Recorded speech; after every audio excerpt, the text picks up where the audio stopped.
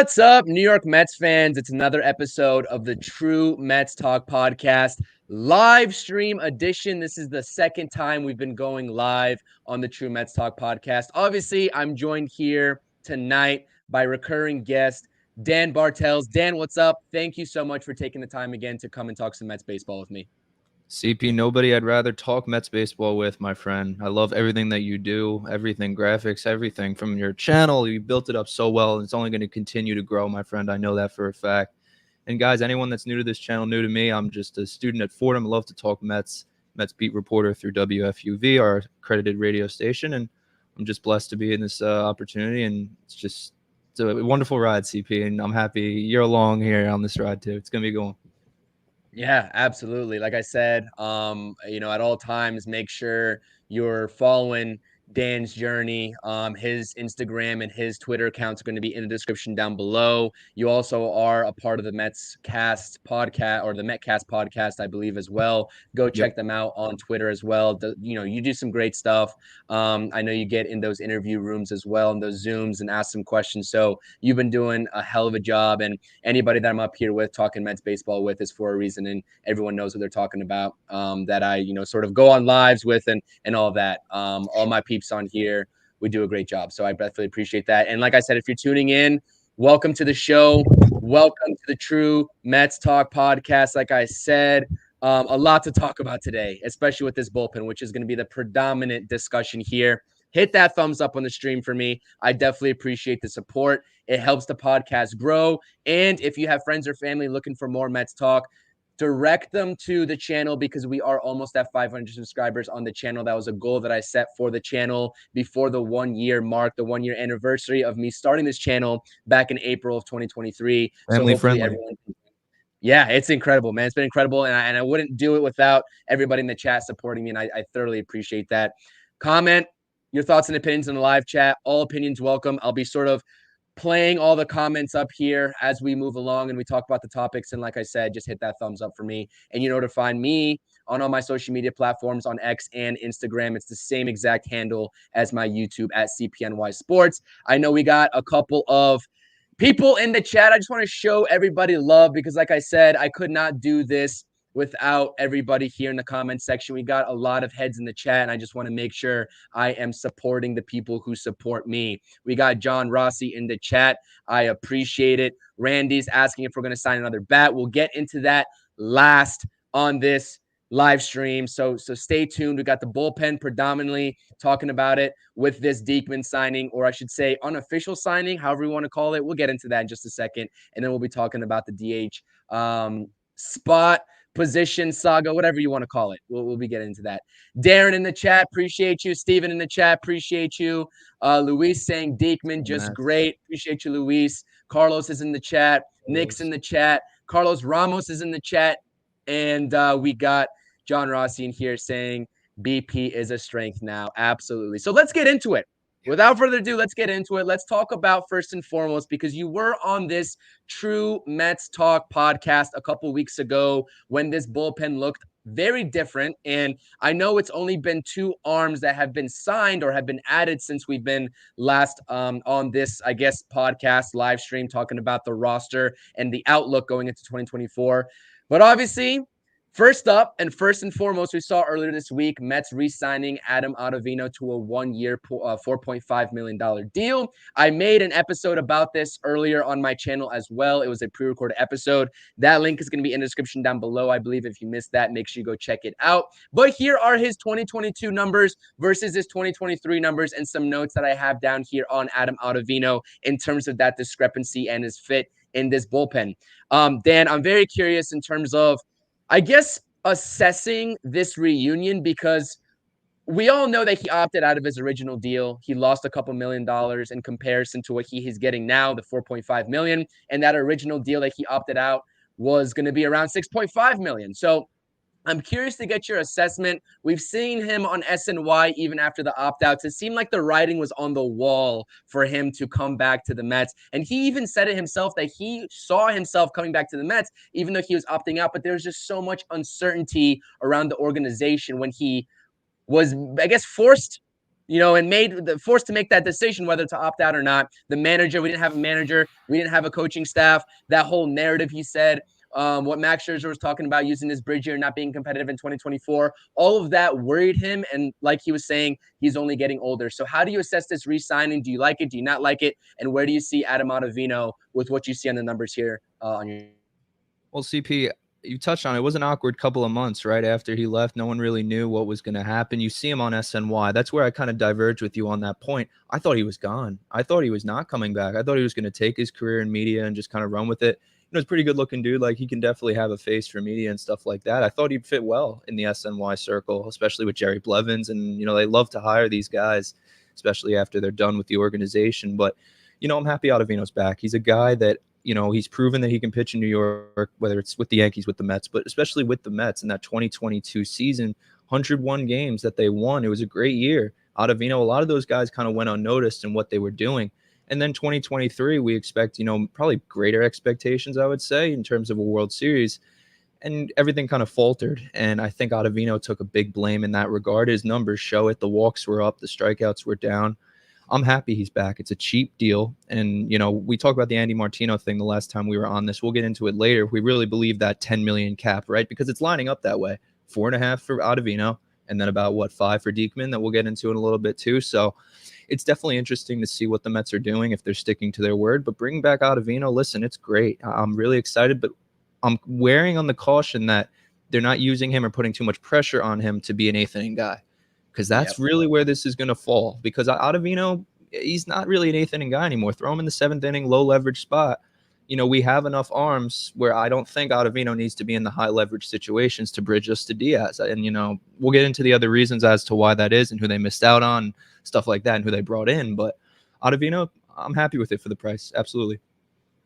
Yeah, and I think that's a great point with you, because I've been saying that on this podcast all along when I've been talking about Adam Ottavino and looking for that setup man to sort of help Edwin Diaz succeed coming off of that pretty serious knee injury, right? That's not a very easy injury to come off of, especially if you're a elite sort of closer. Obviously, they mitigated any sort of further damage by not rushing him back in the tail end of 2023, which was an awesome move, in my humble opinion. No need to rush him back. He has spring training ahead of him to get, game ready and, sort of getting those reps under him before this 2024 season starts. But we've been talking about this eighth inning setup man, and when he got brought back, Adam Ottavino, when the news dropped, I was like, all right, I know what the mold might be here, and I know that they might try to force Adam Ottavino to be that setup man. But honestly, realistically, we have options now for that eighth inning sort of setup role. You talk about not only Adam Ottavino, who's done it at a high success rate in 2022, a little bit of a different story in 2023, all things considered, because the season was just a complete disaster all around. We saw that with inflated numbers from everybody pitching-wise, with the exception of Kodai Senga. We have Brooks Raley. We have a guy like Jorge Lopez, who has been an all-star elite reliever in 2022. Yeah. There are options for Carlos Mendoza to sort of maneuver around and be flexible with throughout the longevity of a 162-game season, regardless of who starts out at what position and what role in game one of this 2024 season. So like I said, it's all speculation, but I wanted to delve into the numbers here, because we did see a very high discrepancy with Adam Ottavino between the two seasons. Like I said, maybe people attribute that to being in higher leverage situations with the absence of Edwin Diaz. Obviously, David Robertson was there in 2023 as well, but this bullpen looked considerably different without Edwin Diaz. The innings pitched remained consistent. They remained around 60 innings pitched, plus 65.2 and 61.2. 4 innings difference, not too much of a big deal there. The ERA, the whip, and the walks per nine here is something that I wanted to sort of touch on, especially that walks per nine category, jumping by a whole 2 walks per nine in the stat category, going from 2.2 to 4.2. This is not a recipe for success for Adam Ottavino, because he simply, I don't know how else to put this, cannot hold a runner on to save his life. And he's about 36 years old now, I think going on 37 if I'm not mistaken. With these new MLB rules set up for base stealers to have the best chance at stealing bases and bringing back excitement in the game, I'm not quite sure Adam Ottavino is going to make any sort of drastic differences at this point in his career, especially being on that 1-year deal. So that does concern me when we talk about a higher leverage situation in the eighth inning. Maybe the Mets find themselves in a one-run ball game and he walks the first batter like we see the trend going from 2022 to 2023. What's going to happen? Because that's an easy base steal away for the opposing team to get a runner in scoring position, which is what worries me. Like I said, strikeouts also trended downward, and you can attribute that to multiple things. Obviously, the fastball usage for Adam Ottavino went down. The sweeper usage went down for him. The cutter usage went up, and his cutter absolutely got shelled in 2023. If you take a look at his Baseball Savant page, so that might have something to do with that. And we sort of went into that on the latest live stream on this channel when I guest appeared with my guy Nelson from Amish Country Mets Fan on the Subway to Shape podcast. Make sure you go check that out as well and subscribe to those two gentlemen. Is this sort of like, I guess, making sense what I'm saying? I know I'm kind of rambling off here about why Adam Ottavino might not make sense for the eighth inning, but that's my sort of thought process here, at least on February 1st of 2024, before we even head into spring training. CP, I think you're spot on with what you're saying because, listen, we both agree we don't trust Ottavino in an eighth inning high leverage spot anymore. I think those days are done. And you've alluded to that. I've alluded to that. And you talk about holding runners on. And my mind first went to Noah Syndergaard for years. Mets fans would be so angry that this guy could not figure out how to hold runners on. And he was such a good pitcher. I'm not saying Adam Ottavino is Noah Syndergaard by any means. But again, it's the same case that late inning games, these runners know. Like, we just saw Ronald Acuna steal 70 bases and hit 40 home runs in our division. I mean, these guys are scouting. They're hungry. They see Ottavino on the mound in a high leverage spot at the end of the game. The coach is saying, we're running. We're going all day. So, it's something that they're monitoring. The Mets have bolstered their bullpen so much so that you're not relying on, Ottavino to be in those high leverage spots. And we'll get into the nuts and bolts of the rest of the bullpen and where it shapes up. But having Ottavino back, it's good. Again, you talk about his pitches too. His cutter did get shelled, but it was because his slider and that sweeper, I guess you could say, was so effective in 2022. He was able to throw that off the plate to a righty and get him to swing every single time. Looking like prime Jacob deGrom out there, the way he could locate that pitch. So I think having Ottavino back's great. He has to find his stuff again, but I think he's at the point in his career where if you can just concede some ground balls in the seventh inning, maybe sixth, and I don't even want to put him in that scenario, but I mean, high leverage spot, CP, not going to do it without him, anymore.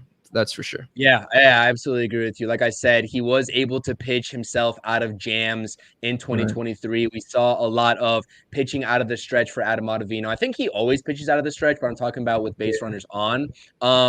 And he got himself out of jams. Like I said, at face value, 3.21 ERA. That's something that I would take. You take all day when you look at how abysmal the bullpen really was in 2023 and the whole team really was in 2023. But like I said, you don't want to put yourself up for that sort of, I guess, work in the eighth inning right before Edwin Diaz. And I guess us giving the fans a damn near heart attack, to be honest with you, in terms of walking and giving up a leadoff hit and having someone steal all over you and relying on striking out the next two batters to get yourself out of the inning. So, like I said, it is just like a process thing with me. I know he's probably still capable, but it's just not efficient and it's not a recipe for success over the course of 162. That's why I like him a lot more, preferably in the sixth inning, but I know it's not going to happen. I think maybe if he's not that setup man, he's going to be going down to the seventh inning. We'll see who, I guess, wins the job. I think it will be a little bit of a competition between him and Brooks Raley. And now with the addition with Diekman, Carlos Mendoza has all the leverage in the world to use Brooks Raley however he wants to. And the setup, I guess, role, I don't like him in that either. I've said that multiple times on this podcast, but that would be the only other option in my eyes right now. So anything else that we need to get into Adam Ottavino? The usage rates on the pitches was drastically different between the 2 years. We know that. Holding runners on. It's actually so funny that you mentioned Noah Syndergaard because I was browsing Savant and I didn't even know they kept track of like base running metrics against pitchers, but they do. Savant covers it all. And the net bases prevented for Adam Ottavino was the second worst in the entire league among 342 qualified pitchers. He was 341st. Can you guess who was 342nd? Syndergaard. Yeah, it was. It was Noah Wow, Syndergaard. that's It funny. was Noah Syndergaard. So yeah, no, it's actually so fitting that you brought him up. Obviously a familiar face, but that I had a chuckle when I actually saw that. So good What a on you small world. What, for it's just funny, right? How things work out. And I mean, Adam Ottavino, get that up, man. Come on, man. Absolutely. Absolutely. He was at -11. I think Noah Syndergaard blew him out of the water at like -15. So that was pretty bad. But like I said, we are going on 15 minutes here on the live stream.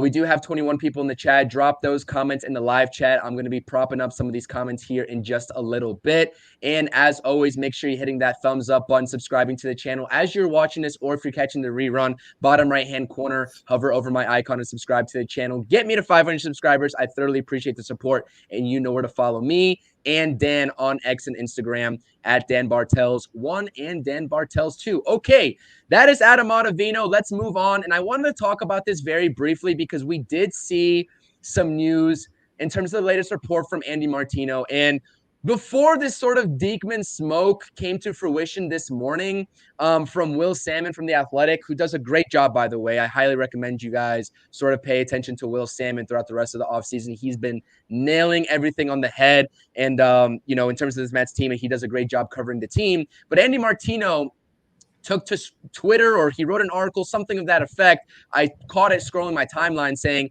that another name that recently came off the board to the San Diego Padres in a very obscure contract, getting a 4-year deal worth $16 million overall with 3 opt-outs, player opt-outs no less, sprinkled in between there. The Mets had an offer actually ready for Wandy Peralta. And quote unquote, this is the direct article quote from Andy Martino saying the Mets had an offer on the table earlier this week to left-handed reliever Wandy Peralta for 2 years with a total guarantee somewhere in the $8 to $10 million range.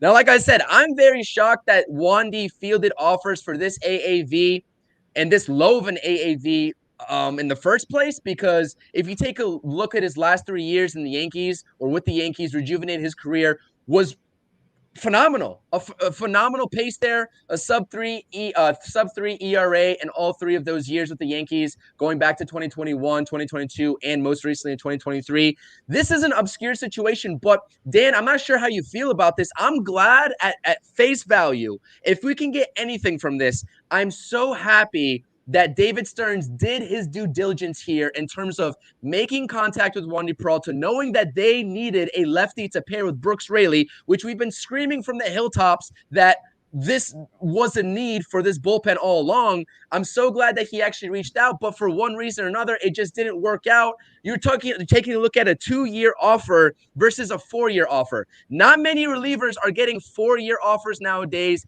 in the MLB, unless your name is Josh Hader, Edwin Diaz, or maybe even like an Emmanuel Clase. So this was very shocking that he got 4 years. I knew he was going to be in for a multi-year deal. I didn't foresee 4 years, and I definitely didn't foresee only a $4 million AAV. But this deal that he got with the Padres gives him immense flexibility, because if he goes out there and kills it, he can opt out and get and test free agency again. So it really is a no-brainer sort of situation. And also the safety in this contract that he got with the Padres, as opposed to what the Mets offered in terms of the longevity of those 4 years versus the 2 years. What is your initial reaction when you see this quote from Andy Martino and the deal that Wandy Peralta ended up getting from the Padres? Well, good for Wandy Peralta. That's all I got to say. I mean, he lucked out on the end of this bargain, no doubt about that. Those 3 opt-out years are great. Exactly what you pointed to. He'll be able to maybe up his value continuously. That's awesome. When I first heard the news, I mean, it's just kind of what it is. I mean, I know we needed a lefty, and Peralta's great. He's proven that he can pitch in New York. You've been a big advocate of trying to get Peralta over here. Me, not as much, but definitely can see the reasoning for it. You know, he's a high ground ball pitcher. Okay, so this guy, over the course of his career, he's going to have a lower ERA just because he concedes more ground balls than average pitchers do. And that's why he's been pretty good for the MLB career that he's had. So it stinks that we don't have, a ground ball inducing guy, kind of like an Aaron Loop out of the bullpen, that lefty arm that we, can induce ground balls at a moment's notice. But it stinks. It's not anything I'm losing sleep over, that's for sure. But I think the guy we got in Jake Diekman too, and we'll talk about him, I think, there's upside to there as well. I mean, the floor that you get with Peralta, I think, what that floor is going to be. Diekman's been up and down his whole career. But I think the stuff that Peralta gives you, it's steady Eddie. It's going to be, in and out of innings, get you what you got to do and get the ground balls that you need to get out of innings. And I think that's something that, he's going to luck out in the side of San Diego. And whenever I think of Wandy Peralta, I just think of the Subway Series, Marte's walk-off. That's just where my mind goes, CP. I don't know. But yeah, good for Wandy, and wish the best for him in San Diego. That's for sure. Yeah, absolutely. Absolutely right. I'm going to get into some of the comments here. I am a little bit behind on comments. I apologize. I think John Rossi pointed out the fact that in Adam Ottavino's old contract, there were deferrals in said contract. So he gets the money up front now from the New York Mets, which, like I said, I'm never going to clown Adam Ottavino for losing out on $2 million, but this makes a little bit more sense if like I said, John, I fully trust you. There were deferrals definitely in that contract, so it makes a little bit more sense here. Yeah, so that's something that a lot of people didn't know, and I honestly didn't know until John, added me on Twitter. So I appreciate the insight on that, John. Steven's asking if I stream Mets games. We actually do. I actually do on this channel. My setup right now in my room is not the best suited to stream games because my desk is right alongside my TV. But if you go back and look at my channel with Amish Country Mets fan Nelson, and we even did like a watch party at one point on YouTube here with the Shea and Sons boys. We do that from time to time. So pay attention in the season. We'll be streaming more games, and if that's something you're interested in and hearing our color commentary, then definitely keep on rocking with us for sure. Pastor Steve in the house. What up, Pastor Steve? Good evening, guys. Best family-friendly Mets podcast. Stay blessed. Absolutely, Pastor Steve. Thank you so much for tuning in with us. Very family-friendly. We appreciate you taking your time here and, stopping in with us and talking some Mets baseball. We have a bunch of comments here about the offense, which we'll get into last on this stream. So if you're looking to talk offense, because presumably that's the next step after this Diekman signing, we'll be talking all about that at the end of this stream. Timothy's asking, did Diekman officially sign yet? I don't think it's official. I believe Andy Martino was saying after that Will Salmon report that he was hearing that the Mets were close and closing in on Jake Diekman, that it was still needing a physical. And I'm not sure if the physical is the only thing they need or they're still trying to work out contract parameters. But as of right now, we don't have official contract parameters. We'll talk about that here in just a second as well. Darren's talking about the Diekman signing. I'll talk about that. We got some projections here, what sort of wins we're going to have. We'll talk about that maybe here in a second. And we'll talk about all these comments because all these comments are sort of playing into what we have lined up next here. Ricardo's saying he would take a flyer on Fujinami. I honestly, at this point, think that the Mets are done adding to the bullpen with this Diekman signing, but we'll get into that here when we take a look at the outlook of this Mets bullpen in 2024. Okay. So Wandy Peralta's off the board. It's sort of a bummer. I was an advocate for Wandy Peralta. I think that he could have definitely been that setup man as well. I'd be a lot more comfortable with him manning that sort of role than a Adam Ottavino. We'll see if Brooks Raley takes the job. And that was the lefty that I wanted the Mets to pair with Brooks Raley, but we get Jake Diekman here now. It's a good consolation prize, as my guy Anthony from Subway to Shea would say. But like I said, good for Wandy Peralta. 4 years for a reliever just is pretty crazy. I'm not going to lie. The volatility rates with these relievers is something that it just doesn't sit. It doesn't resonate in terms of why you would do that with a guy that is not an elite closer, but props to the Padres. They obviously saw something in Wandy Peralta that we all saw over the last 3 seasons, and they decided to prioritize him. So moving on, and obviously the Mets saw the same thing, but moving on here, let's talk about the meat and potatoes of what we saw today go down early this morning. And that is Mr. Jake Diekman. He is going to be a New York Met, presumably. I know we're talking about a potential deal here. We're not talking about a solidified deal. The full parameters and the official statements have not come out yet on this deal, but all pointers are indicating toward the fact, if you have listened to The Athletic, Will Salmon, Ken Rosenthal, Andy Martino, all pointers seem to be indicating that Jake Diekman will be signed here soon, officially under contract to the New York Mets. Now, Jake Diekman is a 12-year MLB veteran. His numbers have always been up and down. He's always had problems with the walk. The same sort of walks that we saw with Adam Ottavino in 2023, we've seen with Jake Diekman over the course of the last 12 years, 12 seasons that he's played. That is an issue with me. But he's not going to be in those higher leverage situations Jake Diekman is. That's going to be more of Brooks Raley. That's going to be the lefty in higher leverage situations. Jake Diekman obviously probably sliding down a little bit earlier and pairing with Drew Smith a little bit earlier in that bullpen, maybe your sixth inning type guy or your fifth, depending on how long your starter goes. Looking at the numbers here and looking at the overall fit, Dan, what do you think of this Jake Diekman signing? Do you like it? Do you not like it? And where do you see him fitting into this Mets bullpen for 2024?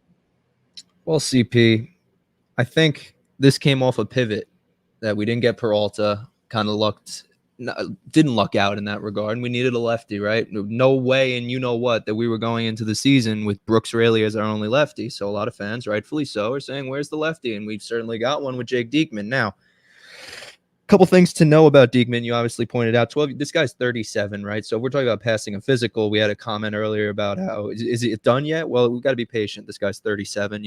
Physicals can take some time. But last year, 13 appearances with the White Sox. He had an ERA over 7. Okay, and then goes to the Rays, and he had a 10 K per 9 in his time with the White Sox last year. So, case in point is why they got rid of him. And then he goes to the Rays in May, has a couple bad starts, gave up 2 runs each, and then in June had a scoreless June. Okay, July gave up some runs, and then August same thing, gave up some runs. In September didn't allow a run. So if you want the exact statistical numbers, I have them for you. I'm not a big statistic guy. We do deal with that, of course, but I don't like to, give it across. But I'm going to here, and I think it's valid. In June, 11 innings pitched, 2 hits, 7 walks, 19 Ks in the month of June for Jake Diekman. And last September, 11 1/3 innings pitched, 2 hits, 4 walks, 17 Ks. So if I do my math correctly, that's 36 strikeouts over 22 innings pitched and 4 walks in 2 months last year. So you're getting Mets fans, you are getting someone. Same thing with Jorge Lopez, how he has such high potential, right? Jake Diekman has great potential. Fastball 95, may touch 96, but 95. And he has really good other stuff too. His sinker was not his best pitch. You have it there. Changeup and sweeper as well. He throws really good mix of stuff. And this is a guy who has to get his K per 9 down. That's something that, get the walks per 9 down. And I think a lot of pitchers on this staff, especially in the bullpen, David Stearns is not stupid, but he knows, as I've said to you, CP, high risk, high reward. A lot of these guys, certainly a lot of high risk. Jake Diekman up there with some of the best numbers in the league, right? Scoreless months. I mean, what are we talking about here? So, it's a veteran. He's been around. Weird arm slot. You're going to get used to that arm slot. But again, a lefty throwing gas. And another thing, too, my last point on this, and I didn't talk on it with Peralta because I don't think he has the stuff to be able to do this. They went out and got a Diekman, right? A high velocity guy, weird arm angle from the left side. Who are some lefty bats in the division that we're going to have to, be aware of? Olsen, Acuna, Harper, like these Schwarber. These guys are not, going anywhere, and they're going to be problems many times throughout the year from the left side. And if Brooks Raley's cooked, Jake Diekman's going to have to get in there and get some innings. So I'm happy with it. Is it the star-studded move? Is it the Josh Hader? Is it the, it's not. No, sorry. But, we're piecing stuff together, and we'll talk about how the rotation may shape up, too, as a result of this, because that is another thing, too, how this can all trickle down. But in terms of Jake Diekman, again, it's fitting the price point in which the Mets have laid out, that $10 million range, whether you want to believe it or not. I expect that price range to probably be about $5 million, what they're going to give him. I mean, it's all lining up. It's a good signing. It's a good pitcher. Again, up and down, not the best, very high variance guy, but someone who I'm happy with, CP. I definitely am. Yeah, and I think you touched on it. I think the key word here is potential because we saw the numbers with the White Sox were okay, but he really got, he really started to tap in and get into that untapped potential with the Rays, who are very well known to get the most out of these reclamation project type of guys that everybody's been talking about the Mets have been getting. And so that's where I think Diekman could be an asset because I think the Mets are moving in a direction organizationally where you're taking in guys like Sean Manaea, Luis Severino, who have had down seasons before, and now you're Jake Diekman's, and you're trying to sort of get into that untapped potential that really nobody else has throughout the course of their career. Like I said, all the advanced metrics on Diekman are pretty great. I'm not going to lie to you. You look at his baseball savant page, he induces very weak contact. He pitches out of the stretch a lot as well because he does walk so many batters. You see the walks per nine on your screen here in 2023. He did have some brilliant stretches down, in 2023, the months that you just mentioned, but overall, he does have command issues. But what I will say about that is when he does walk batters, he relies on the ground ball a lot. This is a guy that'll get you double plays, especially when he walks a batter, right? And he induces very weak contact. You look at the batting average expected, you look at the barrel percentage, the hard hit rate on these opposing batters on Jake Diekman in 2023. They are hitting the ball very softly against him. And that's something that you can definitely work with in terms of having that lefty to pair with Brooks Raley that you're saying. And that funky delivery is something that I always like out of these relievers because I feel like playing baseball myself, and I hate to bring myself into this, anybody who had a funky delivery on the mound, I absolutely struggled. It threw off my timing, and that's something that I think Jake Diekman can absolutely excel at in terms of getting opposing batters out. So that is something that I'm definitely looking forward to him sort of working into his game. And like you said, fastball, changeup, sweeper, predominant in his arsenal. Those are the three pitches that he rocked with in 2023. He does possess a cutter and a sinker, did not throw them for high usage in 2023, especially that sinker. We saw the advanced metrics, your expected batting average, your slugging percentage even, all going up on that sinker. He threw it at about a 3% clip over the entirety of 2023, and I expect it to be even less in 2024. So that is what we're getting out of Jake Diekman. And like I said, he does have command issues. He doesn't get a lot of swing and miss in terms of the chase rate. So when he throws a ball, hitters are usually not going to chase after it for one reason or another. That's what the advanced stats show. But when he's in the strike zone, he has the capability of striking batters out. And you see that with the 10.5 strikeouts per nine in his tenure with the Rays here on the right-handed side of your screen. Okay, getting back into the comment section here. Let's see here. Sanders is saying, shout out Sanders, by the way, checking in. Definitely appreciate the support on the podcast. The Mets will have a winning record on July 30th, and they will be buyers. That is something that we also said. And we also saw today about the reports about potential reservations of money in order to be buyers at the deadline if this team does hold true and is in the playoff contention come the deadline. So that is something to keep an eye out on as well. Great point, Sanders. Let's see here. Fastball is very nice with Jake Diekman, sits 95 to 96, has the potential to go up to 97 to 98. So he is, and another guy that I've been talking about here, especially when Wandy Peralta came off the board, is Aaron Loup. And Aaron Loup, that reunion, whether it made sense for one reason or another, it's not going to happen now with Jake Diekman on the board. But these are two different lefties.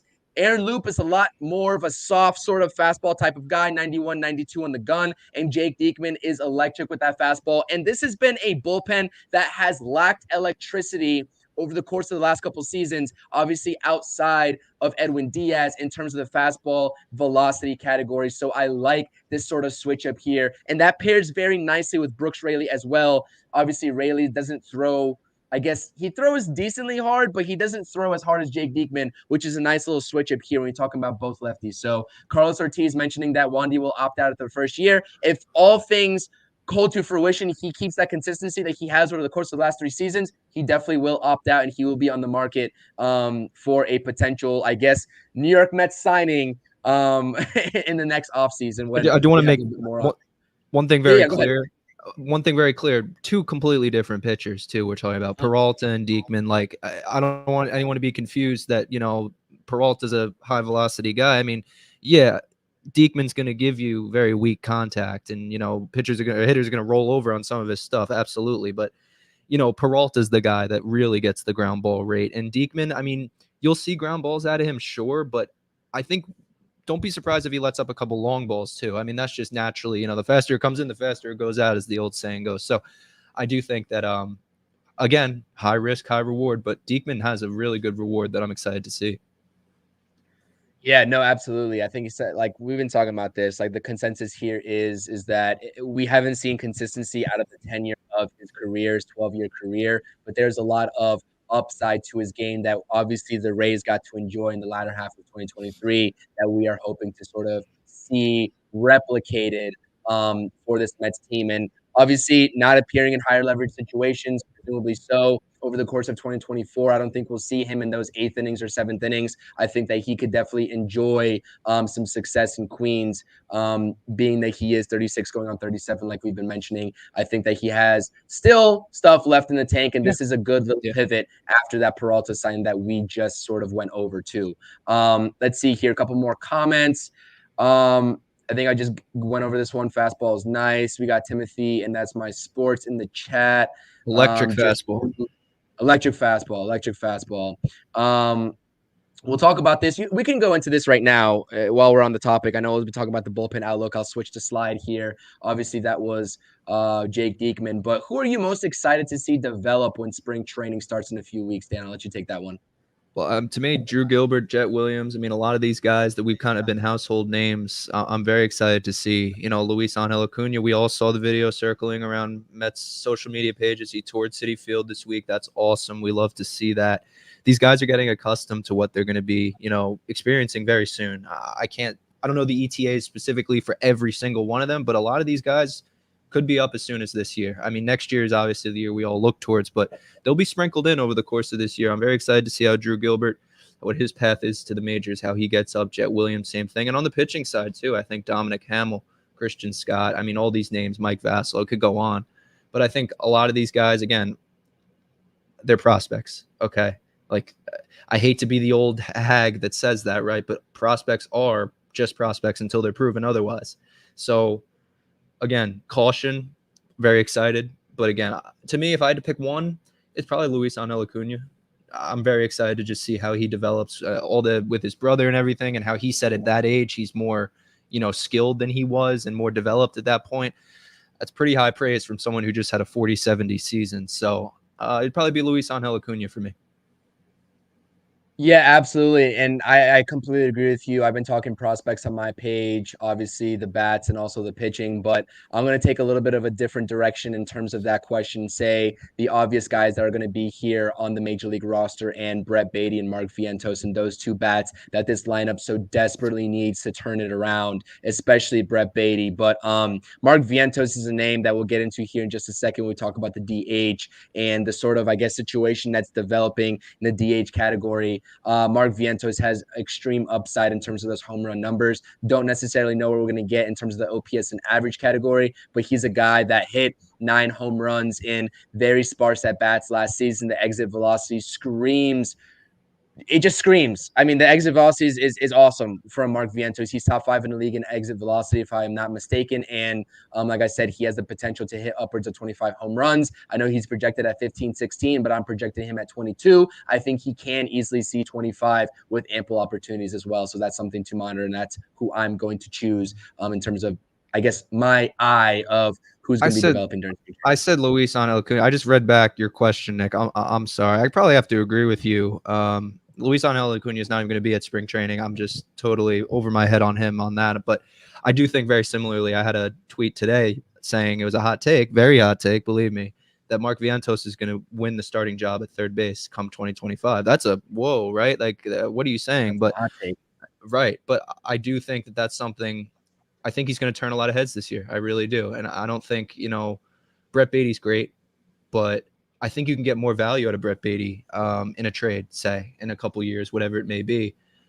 I don't know. There's been too many times throughout the season last year where both inconsistent. Like, we understand that they're both very raw, but I think from what I've seen, just videos online, maybe it's just over the season, off-season work. Baty's not doing it in the scope of the public, but Vientos is working, man, and he's doing whatever he can. Yeah, Lindor got the training from Baty got the training from Lindor and all that. That's great, and I hope Brett Baty does figure out what he has to do at this level and become a real all-star caliber player. I'd love to keep the both of them.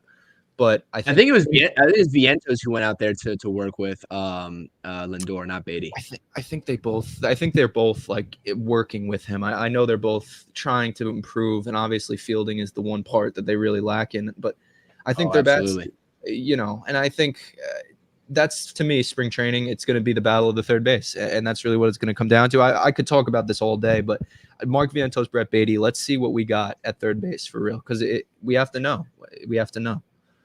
And yeah, and as much as like I want to say that that's not going to be happening in 2024, I could definitely agree with you there, especially if they decide to deploy Starling Marte at DH, which is probably my worst case scenario. I don't want him to DH. I think it's kind of productive. But if that happens, say midway through the 2024 season, then you have to put Mark Vientos somewhere. If it's not on the bench, he's going to be directly competing with Brett Beatty for that third base spot. So that is something that I can probably see happening in terms of the Mark Vientos situation moving That's a forward. conversation that's just getting started. Like that, it's Yeah. been going on for a while now, but it's just getting started in terms of like really seeing it.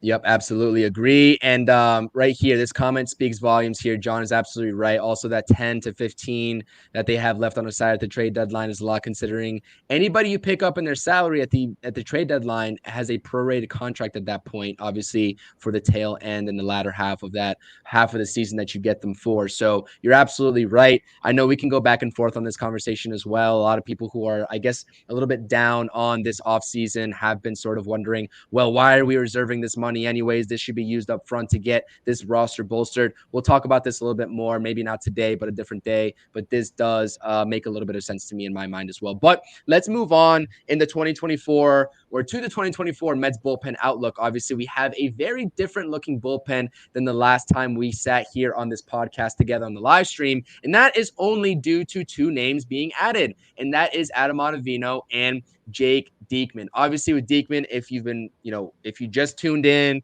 or you haven't been paying attention on Twitter, the deal is not official on Diekman as of yet.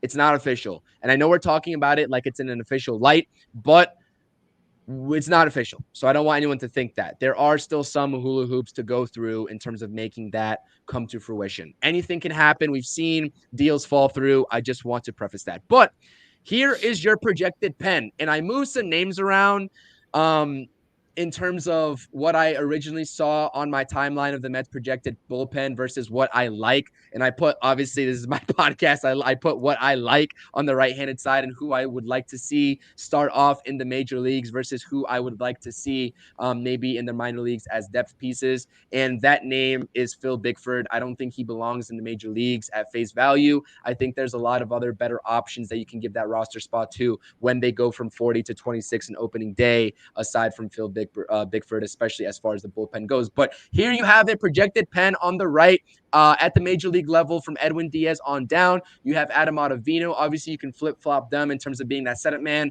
versus the seventh inning. Brooks Raley, Jorge Lopez. Jorge Lopez hasn't been getting enough attention in this bullpen. I keep saying it. I think that we can definitely see a version of Jorge Lopez that we saw in Baltimore, being that all-star reliever, come back to fruition here in Queens if they get him right. And that's someone that we saw in the World Baseball Classic for Team Puerto Rico, absolutely lighted up and had some profound success there. So I highly think that a lot of Mets fans are underrating this Jorge Lopez signing, obviously signing that 1-year deal earlier on in this offseason.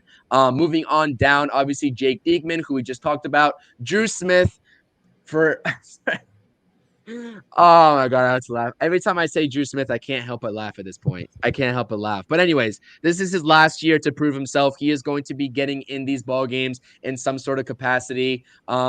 Hopefully a little bit less now that we have Jake Diekman for that sixth inning, but we'll see how the Mets choose to deploy those matchups. And then you have Michael Tonkin, who was signed this offseason as well. And the long reliever that we have been missing in 2023 that we saw Trevor Williams be in season prior is probably Jose Butto, who had a very great season down the stretch for the Mets in 2023. For one reason or another, when he was getting called up due to injuries, etc., he performed very well, and I think he has the potential to be that long man out for the New York Mets, or maybe even a spot starter if the Mets do need that. When you take a look at this, whether it's the depth pieces, because I love all the depth pieces that we have here as well. You talk about Kyle Crick, Austin Adams, who I'm very high on, Max Kranick, Andre Scrub, all these guys. How do you grade this bullpen, Dan? Like, what's your initial reaction? Are we better off than people think, or do you think that this is sort of still a crapshoot and it's like, let's wait and see what happens before we sort of grade this bullpen? Well, CP, I want to open this up by saying we're 11th in bullpen war, according to Fangraphs. Okay, so we're middle of the pack. There's 11 teams ahead of us. We're 12th. Sorry, excuse my language there. But Mets fans that are crying to the streets saying, this is an awful bullpen. What are we going to do? I'll say this. It's not as bad as you think. It's really not. I mean, we are one piece away, and I get it. You know, it's over with. We're done spending for the most part, is from what we, seem to understand at this point. It's a tough reality, but it's true. This is not a bad bullpen. Yeah, we're one piece away from really bridging to Diaz, right? And, being that elite bullpen. But I don't think necessarily, this might be a hot take too, you don't need an elite bullpen to win you games, to go far. Look at the Yankees last year. They had the best bullpen ERA in baseball, and they didn't even make the playoffs. So this is a team, you look at it on paper, you're right. A lot of these guys, Austin Adams, Kyle Crick, I mean, up and down the board, really good stuff. Grant Hartwig, pretty good stuff. I mean, other guys I'm excited more so than others. I think Josh Walker's great. You're not a big Phil Bickford guy. We got him for cash from the Dodgers last year, and he avoided arbitration this year. I mean, I don't think he likes the Mets either, but no. But, I'm excited about this bullpen on a realistic note, because we talk about Jorge Lopez, right? He had 17 saves and a 1.62 ERA in that first half in 2022 and 40 games played from a closer on the Orioles, who before they were even really good, last year, 2022 Orioles we're talking about, not 2023. So I think if you can get Jorge Lopez to jump in there and be that eighth inning guy, because even Diekman, I wanted to talk about it last segment, but he could be an eighth inning guy too. I really do think with that stuff, you get him in that eighth inning spot. I mean, it could really be a good position for him, because we know Ottavino is not going to be that eighth inning guy. So it really just becomes a question of, can our starters give us 5 innings, 6 innings? Great. 7th inning, awesome. Like Senga pitching into the 7th would be great for us. And then it's just piece it together till Diaz, whatever the case is. You do what you got to do to get to Diaz every single time. And I think this bullpen is good enough to do that. Jose Butto is going to be an excellent long relief guy for us. I mean, Trevor Williams, you said it all those years, right? And then he goes to the Nationals. You see him pitching against us. It's like, oh, I miss Trevor Williams. Yeah, well, I think Jose Butto might be the new guy in that regard. But I did touch on this earlier in the show. I think it does affect the starting rotation now too, because if you're the Mets, can you go to a 4-man rotation and then have maybe Hauser and McGill fight for that 5th spot? Maybe give Senga that extra day, because we talk about how big it is to give Senga an extra day. And even a Jose Butto spot start in there once in a while. It's going to be needed. There's no denying that. Over 162 games, you're going to need those spot starts from your relievers, a bullpen game. Everyone hates the bullpen game, but, they're needed for the safety of these players. And it is what it is. But up and down this bullpen, it's pretty good. It's pretty good. I'm excited to see what they can do. I don't think it's going to be Mets bullpens of the past where they're blowing games left and right. I really do think that this is a good bullpen, not a great bullpen, but a good enough bullpen to get you to the playoffs. Yeah, and to that point, it's like, what bullpen around the league has like star-studded names up and down the board? You know what I mean? Right. It's like you have your elite closers, maybe even your elite setup guys in really good bullpens, and I think that's what we're still lacking, is that elite setup guy. And obviously elite setup guys transition to be closers eventually in their career as well.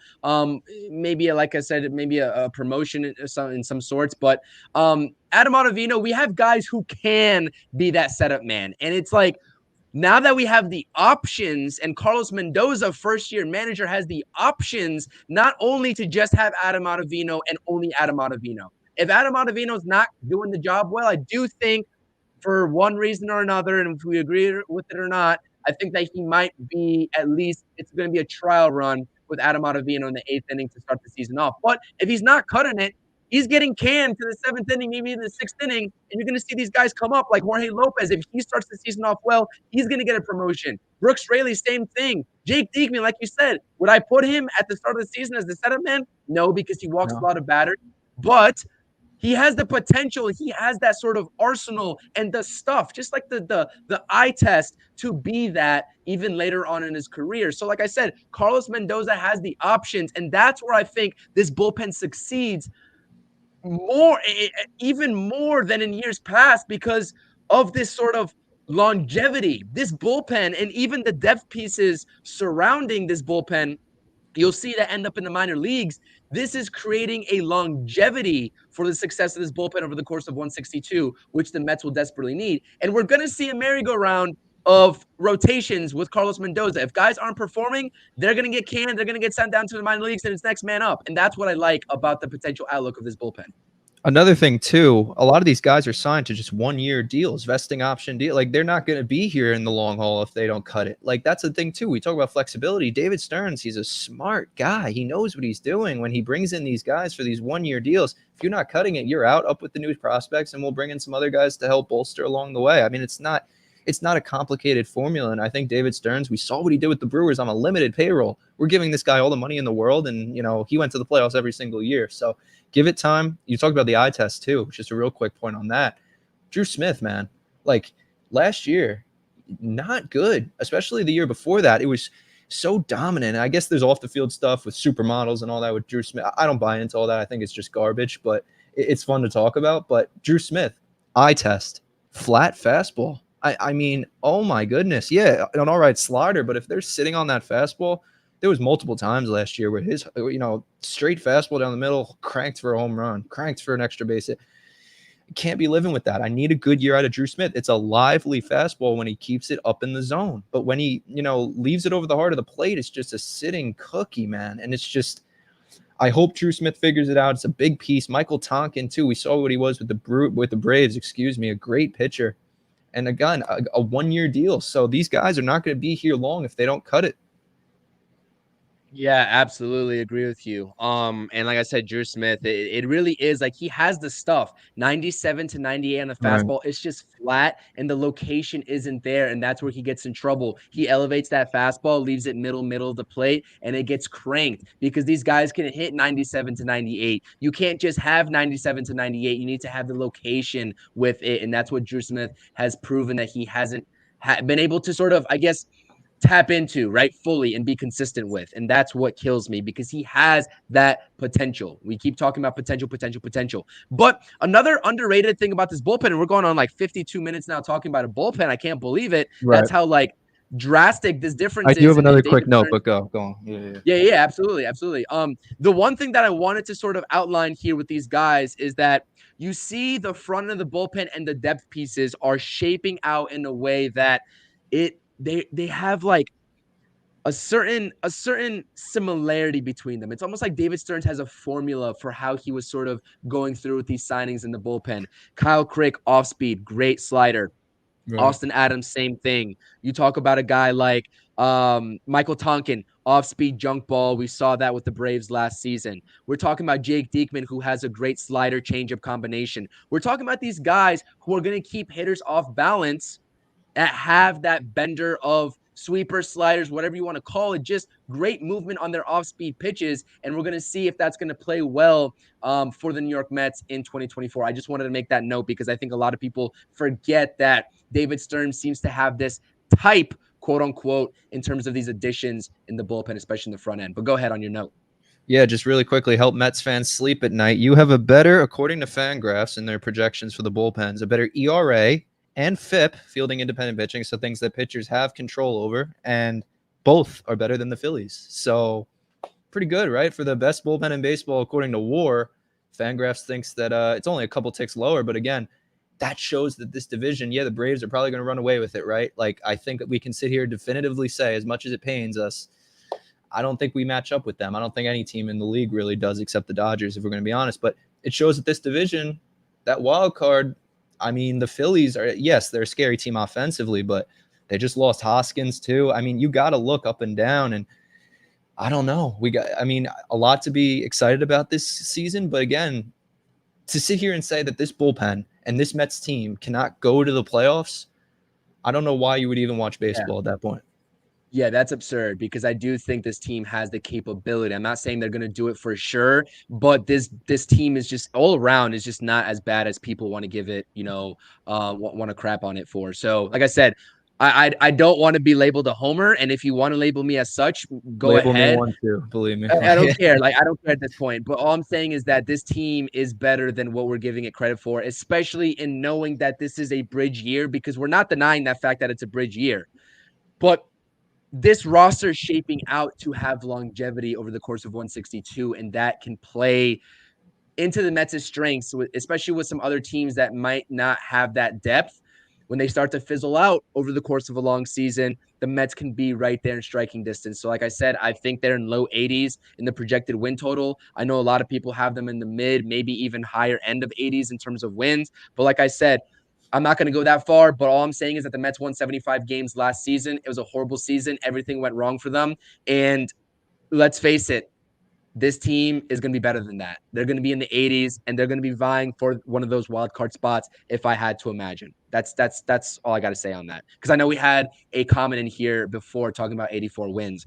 I'm sitting there around 81, 82 right now, maybe even 83, and I think that can get the job done in terms of squeaking into the playoffs. And then when the playoffs start, anything can happen. We all know that. The Phillies doing it the year prior, and then obviously most recently the Diamondbacks. I'm not going to say the Mets are going to do that, but stranger things have happened, right? Stranger things have happened. especially in Mets history too. Exactly. Like Exactly. you can't count them out, man. You cannot count this team out. You can't. Sanders saying Johan Ramirez could be the best bullpen Could depth be. piece on there. There's a lot of great names to go off of there. I absolutely agree.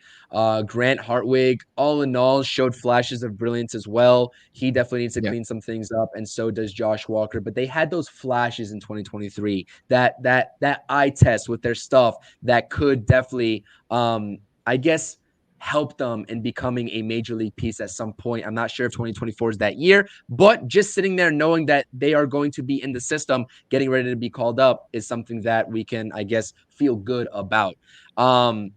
Darren saying, I think Vientos could produce if given a good amount of at-bats. And we're definitely going to see that. We're going to talk about that here in the next slide. We're going to be talking about Vientos in his DH sort of situation. So I definitely agree with you, Darren. Absolutely. Carlos is going to the counterpoint of your point, saying he doesn't see Vientos at third base. I know you said there's going to be a little bit of a competition there. You can see that in spring training. I think there's going to be competition as well. But ultimately, I do think personally, Brett Beatty is going to win that job. Do you have any sort of pushback on this? I mean, I get the point. Like, believe me, I love Brett Beatty too. I'm not going to sit here and say I don't think he could be our third baseman of the future, but I don't think it's outlandish to say everyone's just writing off Mark Vientos like he's never going to be a big leaguer. Like, I get Sal Licata isn't high on Mark Vientos, okay? Like, I'm well aware that the media out there thinks he's washed. This kid is still young. He's got a. We've watched him. Okay, I'm 162 crew. Okay, I watch every single Mets game. This guy can really put bat to ball. And we'll get into it in the next segment, but I get the reasoning for it. But I do understand that Brett Beatty can be our third baseman too, and I honestly wouldn't be opposed to that as well. But to count out Vientos is just it's foolish. Yeah, absolutely. Absolutely. We're going on 58 minutes in the stream. We're about to be talking about our last topic here, and that is the offensive side of things. We've been spending 58 minutes talking about the bullpen. Woof. That was tough. That was a tough task, but there's a lot of moving parts here that we need to cover and that we have. So, like I said, hit that thumbs up. If you're just tuning in, hit that thumbs up, support the podcast. I definitely appreciate it. Tell your friends, tell your family, subscribe to the channel as well. Okay, moving on into our last segment. All right. If you missed my video, I obviously dropped a video on Eddie Rosario because not many content creators, not many reporters have been talking about Eddie Rosario as a potential bat in this Mets lineup. I have my reasons. If you want to get into a little bit more of the specifics on my reasons on why I think Eddie Rosario could make sense as a platoon type DH, go check my latest video out after this stream is done and hit that thumbs up on it as well. But I just have a couple of notes here. We'll get into this potential fit, and obviously we'll get into the rest of the market. I know I've been seeing here Brandon Belt's name. I saw Brandon Belt. Obviously, you have the mainstays. Everybody wants to talk about Jorge Soler. Everybody wants to talk about JD Martinez. I think it's becoming increasingly obvious that if Justin Turner wasn't the guy for this Mets team, obviously going on that 1 year, $13 million deal to Toronto, that Jorge Soler and JD Martinez are not going to come here because JD Martinez is a back-to-back-to-back all-star that just hit 33 home runs for the Los Angeles Dodgers, and he's probably going to be a little bit more expensive than Justin Turner in terms of that contract. So that's why I can talk about Jorge Soler and his upside and how he fits potentially on a short-term deal. But like, if it's not likely, I'd like to talk about some of the less likelier options and also just Mark Vientos, knowing that he's going to get bulk at bats. So let's get into it. Like I said, The reason why I have Eddie Rosario out here, obviously an abysmal 2022, bounced back in 2023, partly due to that sort of eye injury, had to have laser eye surgery that sort of set him back at the tail end of 2022. 2023 was a lot better. He was in a platoon type role with Atlanta, which if he were to be targeted by the New York Mets, I'm not saying it's likely. I'm not saying it's going to happen. All I'm saying is that the signs are there, and he checks off boxes for what the Mets are looking for. And being that platoon bat, because he's done it before, he turned out 21 home runs and a 255 batting average. The slug was a lot better, a lot more production RBI wise, and he hit righty pitching as well. 18 of his 21 home runs coming off of righties. Like I said, he's shown 20 plus home run potential, which is all anybody wants to talk about in terms of the DH spot for the New York Mets in 2024. He would be a replacement for DJ Stewart. So like I said, if you're high on DJ Stewart, you're not going to buy into this scenario. Can we trust DJ Stewart given the lack of sample size and his success rate in 2023? He had a great month. He showed the flashes. He's not thought of as some sort of defensive guru, although he can get the job done in the outfield. He's going to be that fifth type outfielder, and so can Eddie Rosario. So that's what I'm saying. If the Mets front office, if David Stearns is not confident in DJ Stewart being that fifth outfielder and that platoon DH over the course of 162, this is where Eddie Rosario, in my mind, makes a little bit of sense. Obviously, a lot of caveats here. Like I'm saying, I don't think it's likely, but the way I like to talk about this Mets team and this offseason on my podcast is thinking outside the box. I haven't heard anybody talk about Eddie Rosario for the last month, maybe, month and a half. Nobody as it pertains to the New York Mets. So at surface level, what do you think about Eddie Rosario? And then let's get into the whole all-encompassing DH talk that is Mark Vientos and maybe some of the other names that are still out there on the market. Well, CP, very intuitive on your part to talk about Eddie Rosario, because you bring this up, and it is an interesting case. I have to give you it, and I have not heard many cases for Eddie Rosario going to the Mets, and that's honestly credit to you that, a lot of you're picking out some of these guys that, could very well be, oh, the Mets got Eddie Rosario. Oh, well, someone thought about that already. So listen, the numbers are there. 21 home runs, 755 OPS. I mean, it's pretty good numbers up and down the board, playing 142 games. I mean, it would be a great spot for the Mets. It would be giving them more flexibility in the outfield. I get all that. To me personally, I'm just a DJ Stewart guy. I do think that he's earned the spot, going into the season, fifth outfielder, fourth outfielder, platooning with Marte if he's hurt in right field. Yes, he's not a defensive guru, but the way he was able to track down balls last year, full sprint speed to the ball, covering so much ground for a guy who doesn't look athletic, and obviously he's a professional athlete, but he doesn't fit the bill. I mean, it reminds me of a Kyle Schwarber, the way he just plays the game, and sweet swing from the left side. I just do believe that DJ Stewart can definitely help this team, but Eddie Rosario could certainly fill some of those gaps too. So it is an interesting thing to look forward to in terms of, pieces that they could bring in, but it leads me into that whole point about the DH in general and who's the DH going to be. And a lot of people are pleading for, obviously Soler. We talked about all these names. It's done, guys. I really don't think they're spending anymore. And, Justin Turner goes to the Blue Jays, as you said, for $13 million. That kind of was the white flag to all of us. It's like, all right, well, the Mets couldn't really fork up $13 million for Turner. I'm not so sure they want to. The Mets have told us over and over again, it's like, we have our guys in-house. We have our guys in-house. We trust that these guys within our system are going to be good enough to get us to where we want to be. Is Vientos that guy? I mean, I don't know, because you look at the numbers. SNY posted them from their Zips projections. Mark Vientos versus J.D. Martinez, 238 versus 245. Vientos 20 home runs, J.D. Martinez 22 home runs. It's 2 home runs difference. It's really not that much. And you want to talk about Jorge Soler as the guy. He's projected 27 home runs this year, batting 239, again 238, and 20 home runs from Vientos. So it's not that big of a difference if you want to talk numerically what the difference is going to make. I don't think the Mets really want to be forked up in these deals for more years than they have to be. They know it's a bridge year. They know it's going to be this, waiting period. And I think all the players on the team now have kind of bought into it. I'm sure front office has had these conversations with McNeil and Nimmo and Lindor and Alonso saying, give us just one more year to figure this out and just, trust us. We have a lot of different moving parts. And another thing too, Mark Vientos never got the at-bats from Buck Showalter, and that is one fault that I'll give Buck Showalter. I had very few faults with Buck Showalter. I still think he should be under contract right now as the manager. I think that was a big mistake that the Mets made, similar to getting rid of Eduardo Escobar. Very similar situation. I did not like those moves. But Buck, to his discredit, didn't play Vientos enough. And every time Vientos connected with the ball, it'd be exit velocity is upwards of 110. Like there was a ball he pieced, I think 117 miles an hour for a home run last year. I'm like, to dead center field, and it looked like it was effortless. So Vientos will probably be our DH. Again, you have to understand this DH is not a set position, at least for the Mets this year. They don't have a JD Martinez set position guy to say this is our DH 150 games of the year, whatever it is. And also, JD Martinez doesn't give you defense. Okay, so I get the higher upside. I get all that. Justin Turner's off the board.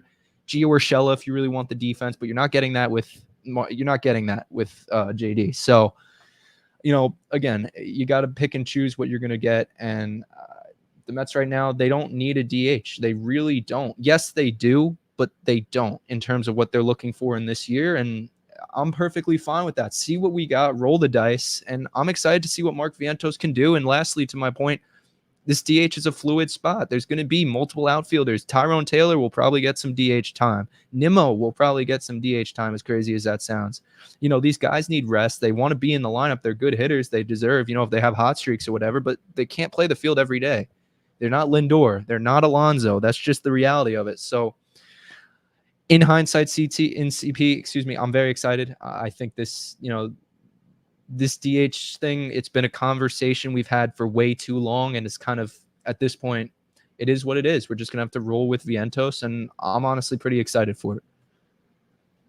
Yeah, absolutely. I think the other report, we're talking about miscellaneous reports here throughout this stream, is that, don't expect the DH if you're a New York Mets fan. If they do bring in the bat, it'd be primarily for defensive purposes, right? We talk about a Gio Urshela, who obviously hit 299 last season with the Angels, but is not going to give you that pop. Only had 3 home runs. If Brett Beatty falters, you can see Gio Urshela be that backup. But like I said, it's fun to talk about because there are other names on the free agent market that could make at least a little bit of sense for the same reasons that I'm bringing up Eddie Rosario in this graphic, not named Jorge Soler and JD Martinez, which is the popular sort of consensus picks amongst this Mets fan base. Simply, it's not going to happen with the way this Mets team doesn't want to spend money throughout the rest of the offseason. And Andy Martino made a great point. Justin Turner at $13 million, when you take a look at the luxury tax hit the Mets would have to incur on, and are still incurring, right? When you take a look at Adam Ottavino's contract, Steve Cohen out of his pocket, I understand he's a billionaire, but he's paying a lot more than $4.5 million just for Adam Ottavino when you take into account that luxury tax penalty. $101 million. What was that? $101 million. Yeah, absolutely. And like I said, the percentage on top of it, it's like I can't even do the math in my brain. Like I'm not a mathematician here, but when you talk about $13 million and adding a certain percentage on top of it, that's upwards of like a $25 million signing you're making in a commitment for this year for a 1-year deal. Do you really need that if you just have Mark Vientos sitting there in-house? But it is fun to talk about different names. I understand that, and that's sort of where I was going with this stream. We got a lot of other names here. Sanders bringing up Austin Meadows. He's been few and far between in terms of the sample size, but he's a big power bat when he plays 100+ games. He's a name that's out there. We talked about Brandon Belt, and John bringing up Brandon Belt. Similar numbers in terms of the power and the average to Eddie Rosario last year, but the OPS was just a lot better in the OPS category at 858 for Brandon Belt compared to 755 for Eddie Rosario. So there are other names outside of Jorge Soler. I promise you, everybody that likes Jorge Soler, I'm not trying to get down on him, but I promise you, at this point in the season, please don't get your hopes up, and it's okay to talk about other names. It's okay to start talking about Mark Vientos and supporting him in terms of realizing that he is probably going to be getting a lot of at-bats, a lot more than we saw last year. And like I said, I have very high hopes for Mark Vientos.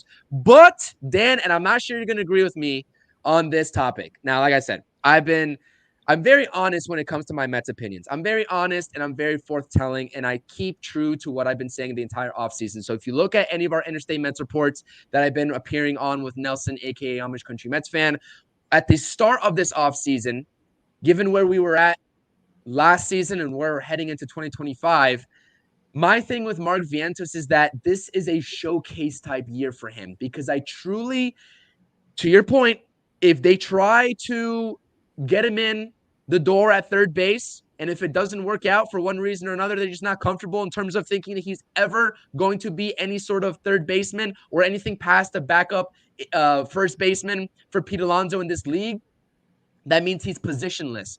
And that means that if this Mets team has higher aspirations, Mark Vientos still probably is trying to build up his trade value, and the Mets hope that he does going into the 2025 offseason. I truly don't think, when you take a look at all the prospects coming up and even the guys that are MLB ready right now, Alvarez, Beatty, etc., on this team and in this organization, I don't think Mark Vientos is a fit, because there's only so many roster spots you can give out. There's only so many spots in the lineup you can give out. And I truly don't think past 2024, Mark Vientos has a spot in this organization. Now, I could be wrong. I'm not going to backtrack on that statement. I firmly do believe that we don't see Mark Vientos in the lineup, maybe not even on the Mets going into next offseason. But like I said, that is just me foreshadowing and giving my thoughts and opinions there. I'm fully on board with seeing him succeed in 2024, but I just had to throw that little nugget in there. Any caveats, any any, I guess, pushback on that from your end? It's a hot take. I understand Right. it. I understand the power potential is there, but for me, when you look at the money that's coming off the books in 2025, the more flexibility this team has in that offseason, and just trying to bolster this lineup to a point where it's a World Series contender, and opposing pitchers are scared of this lineup, just like opposing pitchers right now are deathly afraid of the Dodgers and the Braves lineups. I don't think we can see Vientos take that leap here in the next year or two. I think it's going to take a little bit more of a sample size and a little bit more in terms of longevity from him, although I do realize he can hit 25, 30 home runs. But what are you going to get outside of that from him? Is he going to hit you mass doubles? Is he going to hit you above an 800 OPS? Is he going to hit you above 240, 230 with those 25 home runs? Like, I just can't see it over the course of the next 2 to 3 years. And yes, Carlos, this is what I'm saying. I'm not saying Vientos is looking to be traded. I'm saying the Mets are looking to trade Vientos next offseason if he builds up that value. I get it. It's a crazy statement. It's a crazy take. I don't think it's so crazy, because I truly do believe this, and I've thought this for a while. But Dan, let me hear what you got on that. Well, CP, thank you for being honest with your takes too, because a lot of people out there, they backtrack, they say things, and I try to be very straightforward as well in what I say. And I do feel that it's reverse what you're saying and what I'm thinking, right? I do think Brett Beatty will build up his trade value and he'll get the most in return, right? That's just basically where we disagree. And I don't think there's no fault to Brett Beatty. There's no fault to Mark Vientos. We both can envision them being the starting third baseman. It's not anything that we're really putting out of the realm of possibility. It just comes down to their development. And I think that's really what is going to have to be seen. And we've seen some development on both sides from both of their players, but again, is it enough? And even for 2025, we look to the big year, win the World Series. What's stopping Steve Cohen from I don't know the third baseman on the market for next year, but say it was like this year, they get a Matt Chapman in this time next year. Oh, Mark Vientos had a better year than Beatty. All right, Beatty, you're traded. And then we'll run it back with Vientos in a year or two, just to get us over that hump. So again, a million different things can happen.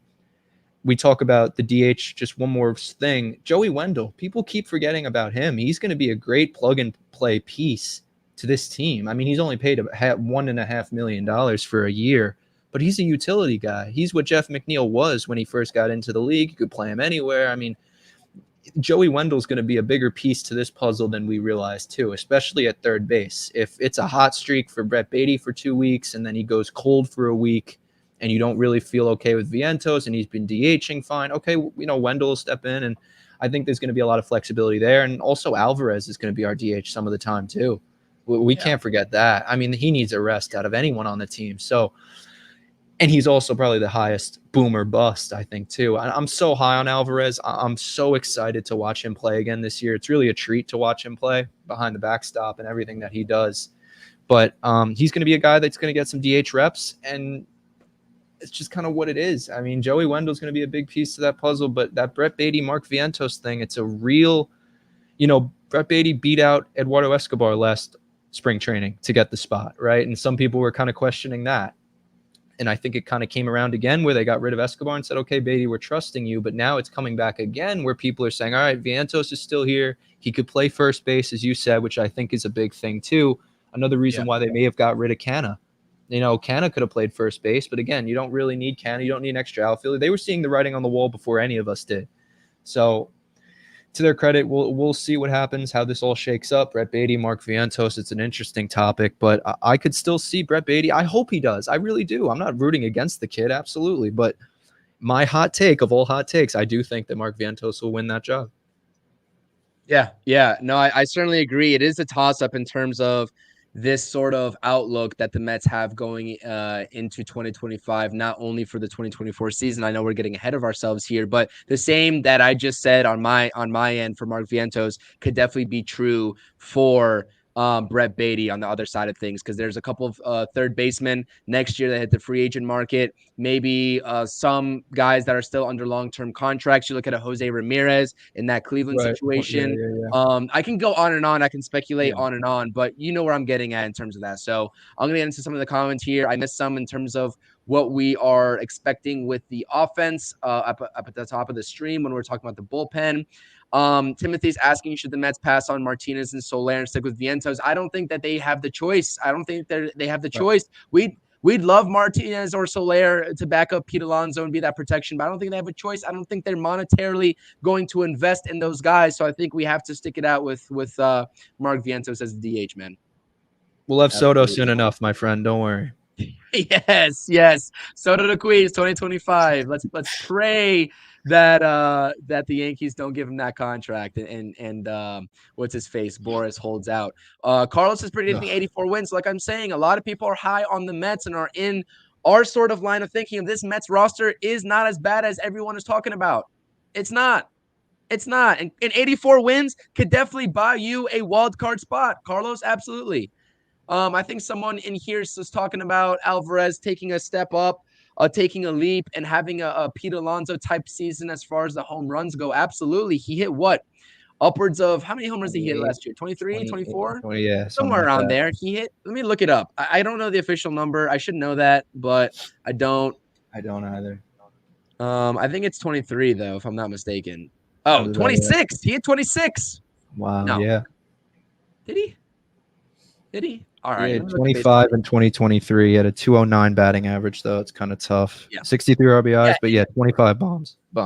Yeah, and he has the capability, obviously, of hitting 20-plus consistently, but I think the comment that I saw here, and I'm trying to pull it up, I just don't see it. I should have started. He can hit 30-plus consistently. He can hit 30-plus, maybe even approaching 40 is the type of power we can see from Francisco Alvarez. So I thoroughly agree. Obviously, he hit 209. He started off the season very hot, but he sort of tapered off, and that's sort of something that I'm looking for Francisco Alvarez to do a lot better of a job of in 2024 is play a complete season. And I know that, for one reason or another, it was a sort of a weird season for all those guys, all those rookies in terms of getting the playing time and going up and coming up and all that good stuff and the uncertainty that was surrounding that team. But Francisco Alvarez, I want to see him stay consistent, and I think that he can do so. And if he does, he's definitely hitting 30-plus. Absolutely.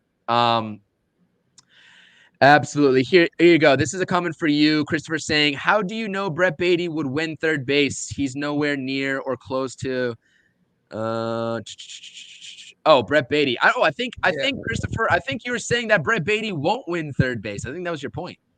Yeah. Listen, he's nowhere near Captain America. Don't get me wrong. He's no David Wright, but I don't think Anthony Volpe's Derek Jeter either. So I think it goes both ways, right? I'd love to sit here and say Brett Beatty's the next, David Wright, but I don't know. I really don't know. And a big part of this puzzle too, that a lot of people are forgetting, us included, but we don't even need to talk about it. Ronnie Mauricio, what's he going to fit into this puzzle next year? I mean, oh my goodness, when he is back, it's just going to make everything that much more complicated. So that's why you got to make these split hair decisions. If you're the Mets, now while you still can make your decisions, you have this 1 year to see who you got. Brett Beatty, Mark Vientos, cut your ties with one of them. Mauricio play second base next year, maybe third base even if you're Mauricio. Get McNeil in the outfield, Lindor double play duo, Luis Acuna in the future. The sky's looking up, man. It really is, but it's a tough year. It's a tough year for Mets fans. The loyal Mets fans will be excited for this year, but the ones that are expecting a World Series, I mean, maybe an appearance. That's all we can really hope for right now. And one more thing too, David Stearns has said like this bullpen's not going to look how it is, come September. It's going to be very different. So that's something to be, as the season goes on, if they keep winning games, they might need better pitching and stuff like that. So hopefully they're buyers at the trade deadline. That's the hope. But yeah. Yeah. Yamid's asking why we would think Soto's coming if he convinced his little brother not to sign with the Mets. I mean, money talks, man. Like, I don't even know if that's factual. I'm not sure I want to take your word on Juan Soto being the source of why his brother and that deal fell through with the Mets. Was it last year, 2 years ago? I'm not sure exactly when it was, but nonetheless, money talks. Boris knows that. Juan Soto knows that, and he likes playing in Queens in terms of the hitting ballpark. And that sort of right field that he can easily just glide balls out of. We've seen that countless of times when he was an opposing player coming to Citi Field. So I said, this is I don't know if I buy into this, but nonetheless, I hear what you're saying. Carlos Ortiz is saying Francisco Alvarez is going to bat 275, and we're going to see a lot better average from him. That's what we'd hope for. I'm not saying that batting average is the end all be all, and I'm not saying that it's the statistic that I run to and sort of judge guys because did Pete Alonso have a bad season last season with hitting, how many bombs did he hit? Like 40 plus? 46, 43, I think. 46, somewhere around there. I'm not going to say he had a bad season because he did what he had to do. He hit the home runs. He hit 217. I understand that, but I'm not going to label it a bad season. So, like I said, it's something to be said for I know the average is not the end-all, be-all. I know a lot of advanced statistics type people like to point at other metrics. I haven't dug into those metrics for Francisco Alvarez, but I think that we'll see a lot more of a complete season. The thing that's frustrating with Alonso and the average is if he just gets that average up, he's an MVP. Like there's no other way to, you know what I'm saying? So it's just MVP.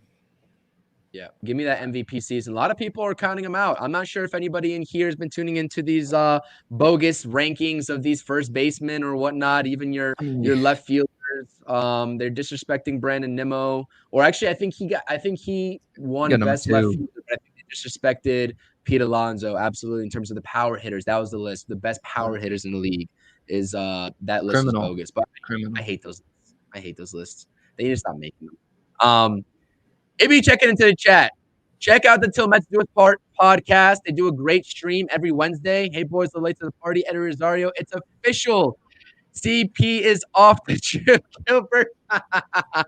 Hey, man, I've been talking about this. Like I said, the reason why, and like I said, I dropped the video on this, is that he would really be mitigating DJ Stewart's sort of situation.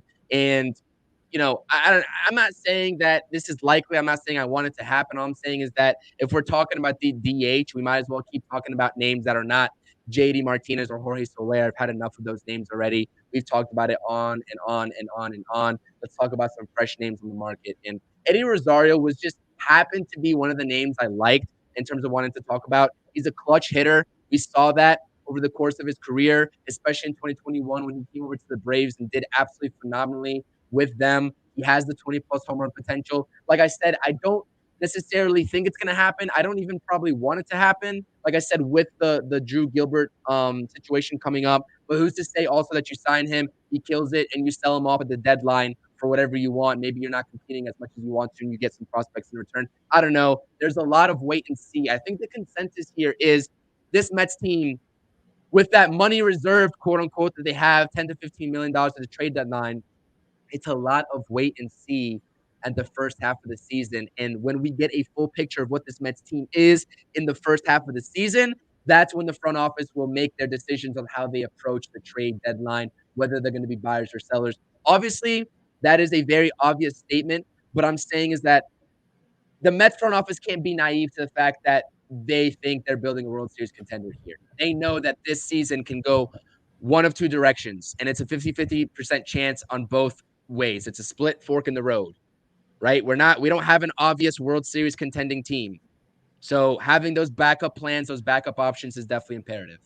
So, and Carlos is saying he's a little bit more old school and just likes to look at the average. I completely agree with you.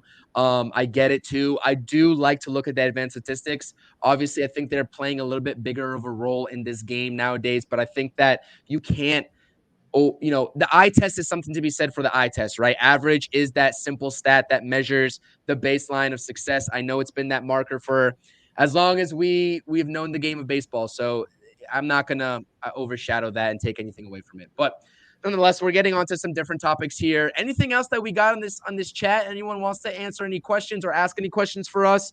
Dan, do you have anything that you want to talk about before we get out of here? I mean, yeah, just quickly, I don't know if you could see at home Cooperstown shirt. I just wanted to talk quickly about the Yeah.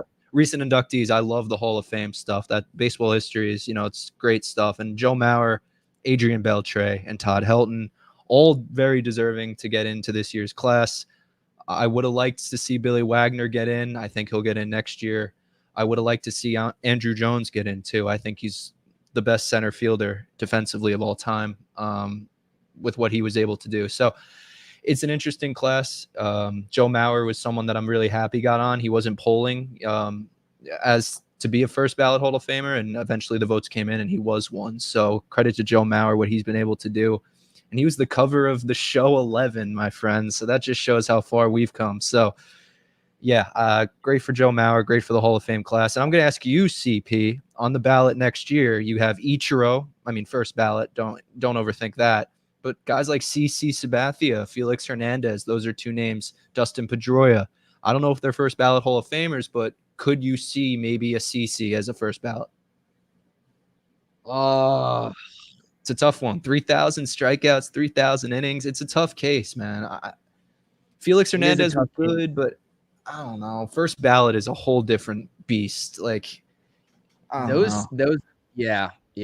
Oh, yeah. I don't even know if I want to say yes or no to that. That is such a loaded question. And it's such a I like the class this year. I know a lot of people are kind of like wondering how Todd Helton would get in over someone got like it'd be saying here, Carlos Beltran. Right. He'll get in next year. You'll get in. A lot of people weren't happy at that aspect, especially Mets fans. But when you talk about these Hall of Fame ballots, man, it's such a tough sort of scenario to judge the longevity of these players' careers and sort of solidify them and their legacy in this game because it takes into account a lot of different things, man. Like for me, when I judge, like I know that the writers have their sort of, I guess, metrics of how they judge these players, and I'm not sure the ins and outs of that. I can't speak to that ignorantly, but it's like it goes past just the statistics of things as well. In my mind, it's like when you take a look at baseball history, did this player cement themselves into the minds of many people, even outside of their fan base? And that's something that I definitely cherish and value as well when we talk about the legacies of like a Carlos Beltran, who's been all over and made an impact on the game. And shout out Keith from the Shane Sons podcast, lobbying very hard for Carlos Beltran. I think he's deserving. I think we'll see it, obviously, like you said, next year. But on CC Sabathia, I'm not going to answer that right now. Tough one. You really have to look at the numbers. You do. We'll have to look at the numbers. I can't speak on that blindly. But yeah, it's a good class, and we'll see what happens. And Carlos is answering that for me. CC should get in. Yeah, I mean, Beltran, they're just giving him a couple more slaps on the wrist because of the Astros thing. I get all that. I mean, Gary Sheffield fell off this year. It's tough. I mean, the new voters are not voting these PED guys in. So it's just it's going to be a lost road for these guys like A-Rod, Manny. Very tough. Beltran will definitely get in. One of the second best switch hitting player of all time. You love the Hall of Fame, but you got to keep it what it is. I get you got to stop punishing him. I get all that, and they will. But you gotta set a precedent for the whole too. These guys deserve to be here for one way or the other. And I don't want to hear that Todd Helton's numbers were inflated because of Coors Field, because you are wrong on that. But yeah, I digress. Yeah, good stuff, Dan. Thank you so much. Like I said, for you coming on. We're going to end it here. We're about an hour and a half just about into the stream. We're going to cap it at that, a little bit of a longer stream, but we had a lot of topics to get into. Obviously, we spent the first hour talking about the bullpen, and rightfully so, because we saw the latest news and just the overall way this bullpen is shaking out. I appreciate everyone watching. Like I said, make sure you hit that thumbs up. Follow me on all social medias and Dan as well. Share the links, share the streams. Make sure you get our names out there as hard as we are trying to sort of push our names out there in terms of the content that we put out. Follow me on all my social medias. Follow Dan, most importantly, on all his social medias on X and Instagram. And the most important thing of all, on YouTube here to spread the podcast and to keep the, I guess, overall consensus of these videos going. Hit that thumbs up button and subscribe to the channel. And like I said, if you go back and watch this a second time, or if you get to this point and you're watching this for the first go around, anything and everything that we talked about today is fair game. And at all on this podcast, on the True Mets Talk podcast, let me know in the comments section. I respond to everybody. Let's have a discussion. I appreciate it. Dan, final words before we get out of here, my man. I appreciate your time as well. CP, love what you do, man. Love doing this with you, and I hope to be on this show again soon, man. Let's go Mets, everybody. Absolutely. Let's go Mets. Carlos is talking about that. Let's go Mets. I like that. Ricardo's saying CP, good one by you. Austin Meadows was not even on my radar. He's a good pick. Yeah, absolutely. Someone said that in chat as well. Shout out to them. I appreciate everyone in the chat. Thank you for supporting the stream, dropping those comments. It means a lot. And the engagement, the back and forth, and the conversations. We're not up here just talking to ourselves. We're talking to you all. And we like when you guys talk back to us. It's been another episode of the True Mets Talk podcast. Live stream edition. We're going to be doing more lives in the future. So let me know what else you'd like for me to talk about. And like I said, this podcast is growing. We appreciate it. Hit that subscribe button. Dan, thank you so much. And let's go Mets. We're out of here. Go Mets, CP. Thank you for watching the latest episode of the CP New York Sports Pod. If you enjoyed this content, make sure you hit that thumbs up, comment your thoughts and opinions, and use the lower right-hand button of this video to subscribe to the channel.